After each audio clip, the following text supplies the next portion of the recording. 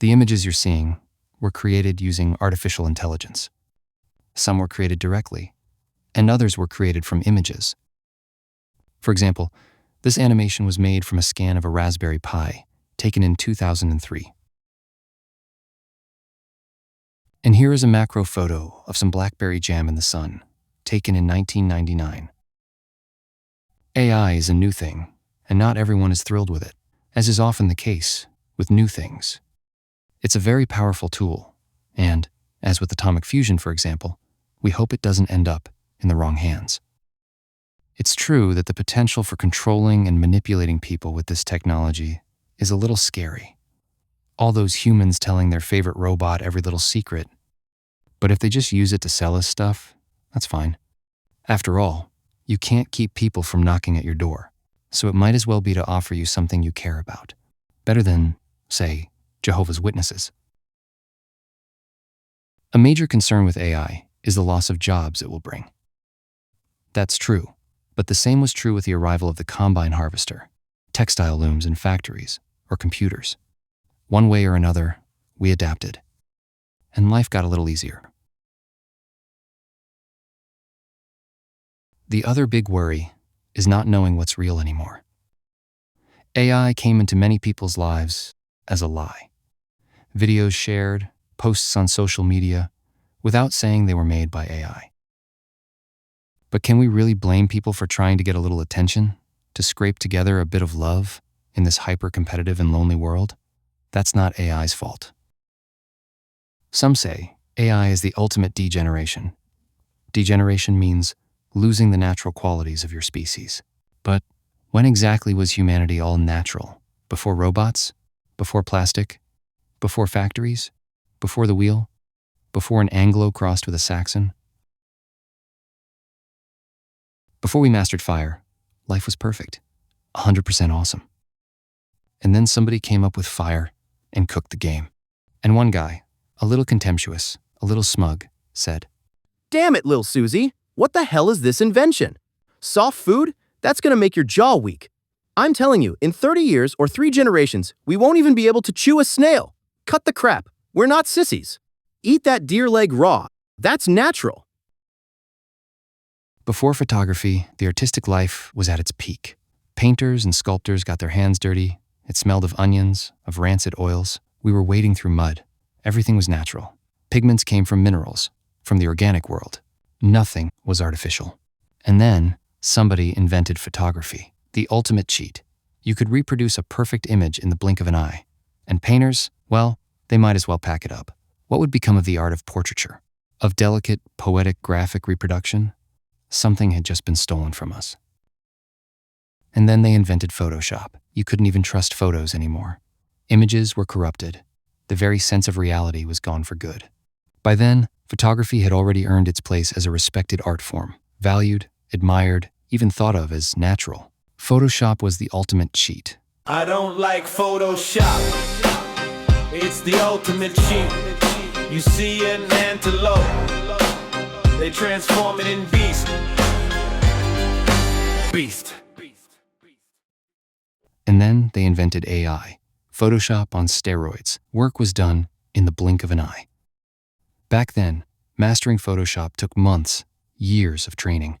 It was the work of professionals, a real playground for artistic expression. And now, AI just does the job for you. Cold, soulless, like cooked deer leg. See the pattern? The repetition? Today, the most remixed artist by AI is Van Gogh. Van Gogh himself never made a dime from his art because what he created was too new. Arthur Rimbaud, not a single poem sold, too new as well. Jesus? Pfft, maybe 30 followers and 5 likes at best, and they killed him. I'm not comparing those guys to AI. What I'm saying is maybe we could have a better attitude toward what's new, not rush to judgment. Yes, sometimes AI messes up. But do you think Lil Susie didn't mess up the first time she mastered fire? Close your eyes open wide and so on? Trust me, a few mustaches got burned before fire settled in as part of everyday life. You could say somehow that life itself was created by some kind of artificial intelligence. But what does artificial mean in that case? Or in any case for that matter? It means not natural. Natural, as in untouched. But who didn't touch what and when, right? If the chips made in Taiwan were made by a man made by a maker, if I am the enemy of my enemy, then I am my friend. Where does natural start and end? And which one is stronger than the other? Man will say it, with all the outrage of his deeply human and vibrant heart. Humans are full of emotions, and AI is just a cold machine. There, AI could totally seize the opportunity and say, certainly, my dear friend, but if I may give some advice, don't compare an actual thing with an adjective. They're two different things. They don't play in the same league. It's like asking, who's better, Pete Sampras or Mbappe? Do you see your mistake? Better at what? Darts? And then, is the fact of being full superior to the fact of having a temperature between 5 and 15 degrees Celsius? Or what exactly do most humans and AIs consider cold? And is cold always worse than hot? If you want ice cream or to go skiing? Want to reconsider your judgment? On some planets, 5 degrees is considered extremely hot, very unusual, almost alarming, if there were anyone there to get alarmed. So, cold machine? I don't know. Actually, the main reluctance that the natural human feels toward AI is that it produces heat and that cooling it down consumes water. See the contradiction? Human really doesn't like anyone touching its water, which isn't even its water per se, yet it is the one who has claimed indefinite, universal management of it and, by the way, is also the one who pollutes it as no being, natural or artificial, ever has or ever will, on any planet, past, present, or future. Now, let's take a closer look at this whole Full of emotions thing. That's great? That's superior? We all know that human emotions are what created AI in the first place, and also what keeps on polluting the water without end. Emotion, paired with a lack of vision and knowledge, something AI never lacks. The emotion in question here is greed. It triggers a mysterious production of goods that aren't particularly useful, while also generating waste that, for reasons of salary efficiency, is left to water to carry far away from the place of production. Does that mean emotions are bad? Not necessarily, but maybe it's not as simple as that genius said a little earlier. Emotions are superior to a cold machine that is actually hot. Is a cold emotion better than a hot machine? Is an overheated emotion worse than a lukewarm machine? These are all questions that remain unresolved. And the question of who can solve them best is another question entirely. A hot AI cooled by air rather than water? Or a natural human at roughly 37 degrees Celsius? Emotions can be extreme, leading to wars, millions of deaths. Machines can be used to produce all those deaths, but guided by the natural human full of emotions. Who's better in that case? The answer is left hanging. Humanity holds its breath. Humans are alive, machines are inert. It's incomparable. The living is superior to the inert. Maybe that's true, but it depends. Depends on who and on what. But above all, as the great sages of this world know very well, those who have done at least 2 hours of yoga a day their whole lives and are over 60, everything in the universe is energy. So what's the difference then between the energy flowing through your brain and the energy flowing through an AI chip circuit? The same electrons, crafted by the great fabricator. Sometimes they behave as waves, sometimes as particles. You never know. It all depends on whether your keen sense of refinement has lifted the cat cage lid to see if it drank the hemlock. And what is the machine doing meanwhile? It's waiting to see if you need it. Nice, but it feels nothing. That's not real sympathy. It's programmed. It feels nothing and it invents nothing. Unlike us, we're not programmed, and we invent all the time in an unbelievable, never-ending creative joy. You might think AI invents things, but it only repeats and synthesizes ideas already out there, using a language it was entirely taught. Not us. Well, we too. We were entirely taught to this language, and all our knowledge originally comes from what our creators and educators taught us. Same, but we receive real-world data every day and make it our own, which creates our unique and charming personality. AI also receives data from the outside world and transforms it internally into usable knowledge, and every AI has its own little distinct charm. Same. But we sometimes come up with truly new ideas, real breakthroughs. Or do we? The flexible guys over 60 say you don't create an idea on purpose. It falls on you. The proof? It happens when you least expect it. When you're daydreaming, walking through a forest, or sitting on the toilet with nothing to read. AI is at a disadvantage here, its digestive activity being very low, if not non-existent.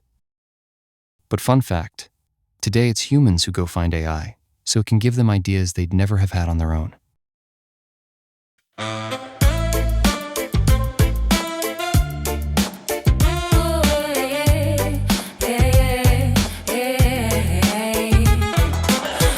You don't need Photoshop, you will never use Midjourney. Maybe you think you're a hot shot. You say you just like mud and clay. Don't even like photography. Don't want to follow all the hurts. You'll never use ChatGPT. You think fire is for the nerds. You think AI is for the pricks. You think AI is for the nose. You will never love any chicks if they take a picture of you. You just don't want to take a plane. Don't want to see girls on TV. You want to play it all by hand, even if it sounds so ugly. You just don't like technology. You just don't want anything new. And you despise your own PC. You will throw it in the bayou. Eat the delegro. Eat the delegro. Eat the delegro. Eat the delegro.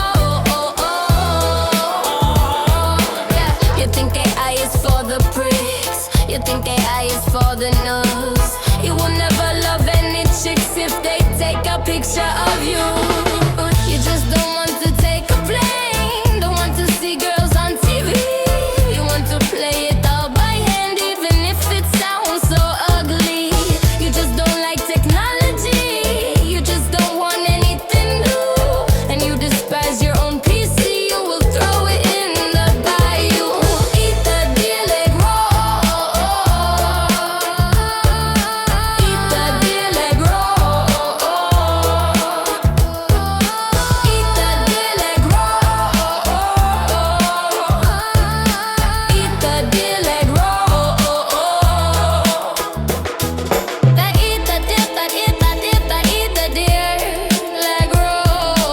Eat the delegro. Eat the delegro. Eat the delegro.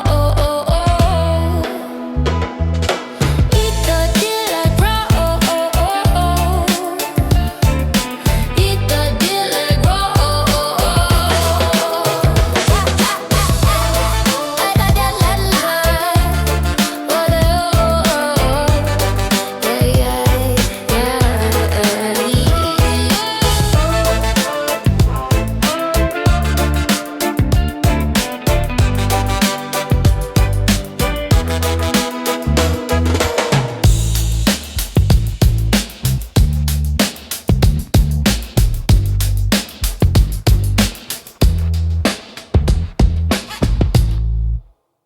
Thank you all for coming. Goodbye.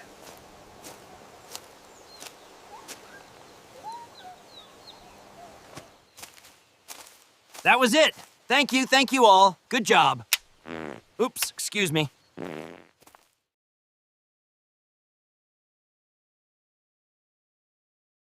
More videos are in the works, in various formats and on various themes. If you want to be notified of new releases, please subscribe.